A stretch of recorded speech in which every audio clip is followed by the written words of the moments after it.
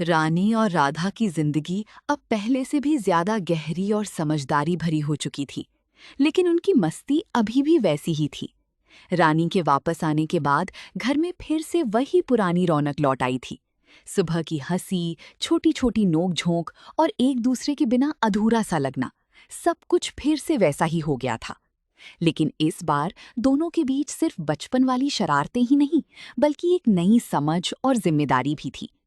एक दिन रानी ने राधा से कहा, अब हम दोनों को सिर्फ अपने लिए नहीं, बल्कि पूरे गांव के लिए कुछ करना चाहिए।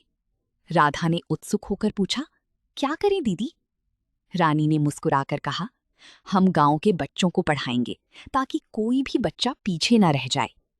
राधा पहले तो चौंकी, क्योंकि वो खुद कभी पढ़ाई से भागती थी।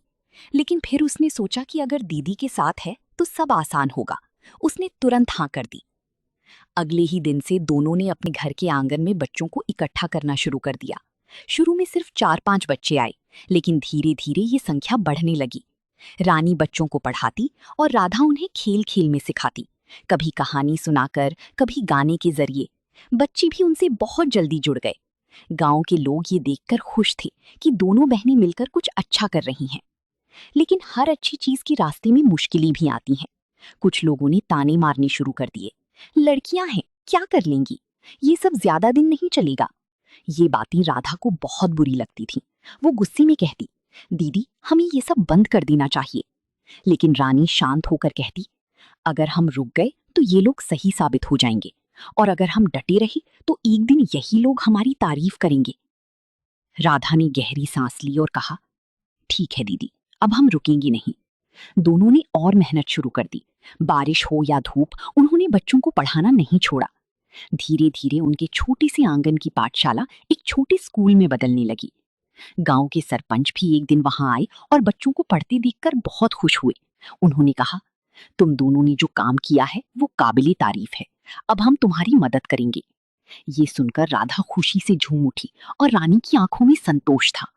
कुछ ही महीनों में वहां एक छोटा सा स्कूल बन गया, जहां गांव के कई बच्चे पढ़ने आने लगी। राधा अब वही लड़की नहीं रही थी जो पढ़ाई से भागती थी। अब वो खुद बच्चों को सिखाने में गर्व महसूस करती थी। एक दिन एक छोटी बच्ची रोते हुए स्कूल आई। उसने कहा, मुझे पढ़ना है, लेकिन मेरे घर वाले मुझे भेजना नहीं चाहते। ये सुनकर राधा को अपना बचपन याद आ गया, जब वो खुद पढ़ाई से दूर भागती थी। उसने उस बच्ची का हाथ पकड़ा और कहा, अगर दिल से चाहो तो कोई भी तुम्हें रोक नहीं सकता। रानी ने उस बच्ची के घर जाकर उसके माता पिता से बात की और उन्हें समझाया कि पढ़ाई कितनी जरूरी है। काफी समझाने के बाद वे मान गए, और उस दिन से वो बच्ची भी स्कूल आने लगी।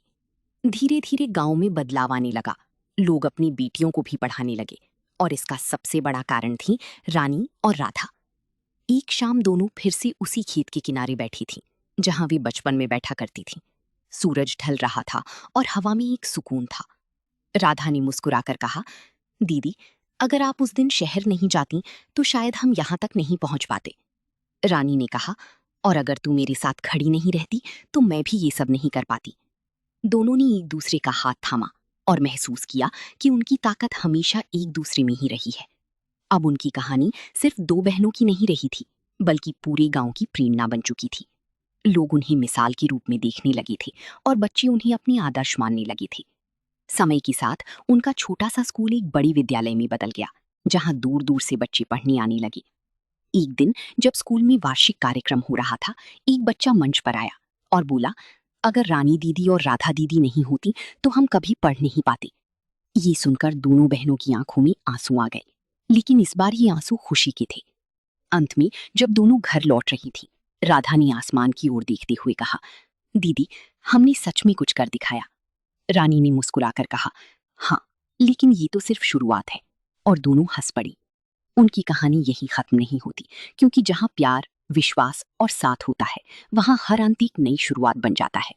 और रानी और राधा की जिंदगी भी अब एक नई रोशनी की तरफ बढ़ चुकी थी, जहां वे सिर्फ बहनें नहीं, बल्कि एक दूसरे की ताकत और पूरी समाज की उम्मीद बन चुकी थी।